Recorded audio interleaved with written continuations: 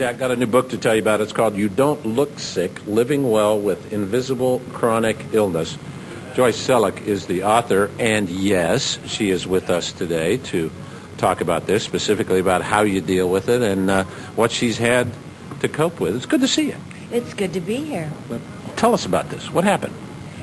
Well, I started having strange symptoms in the mid-'80s and went to doctor after doctor and complaining of pain and fatigue and memory loss. And each doctor diagnosed what was in their specialty. So my general practitioner thought I had a long-term flu, and my OBGYN thought I was in early menopause. But finally, I made my... Are you going... Now, come on, guys. Let's figure this out. Yeah. So how did the eventual diagnosis get made? 7 years. I found my way to a rheumatologist, and he diagnosed me with an autoimmune disease called mixed connective tissue disease. Mixed connective tissue? Yeah. Okay. And within that is a disease called fibromyalgia, that 6 million patients have this disorder. It doesn't take quite as long now, I don't think, to get diagnosed as it did when I got sick. Right. Maybe a year and a half or 2 years before people get a diagnosis. Yeah. So did you say, oh, great, let's cure it, and then, oops? Yeah, sure. How do you fix it? That's the question. This is America. Yeah. And we're supposed to fix things. Sure.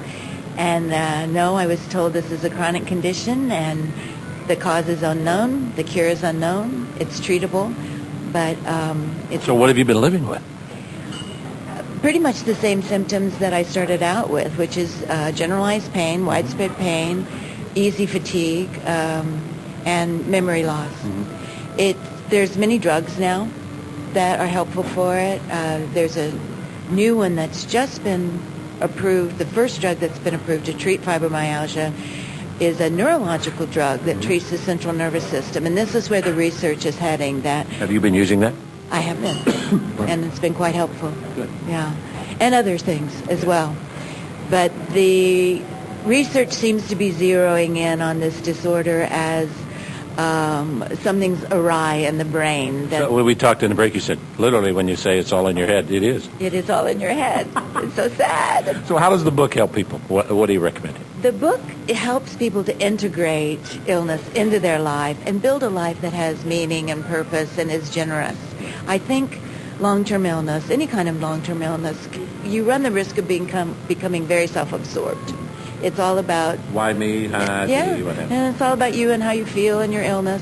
And that's where you need to be while you're seeking a good doctor and getting your treatment protocol set up. There's a long time that you need to be really focused on yourself.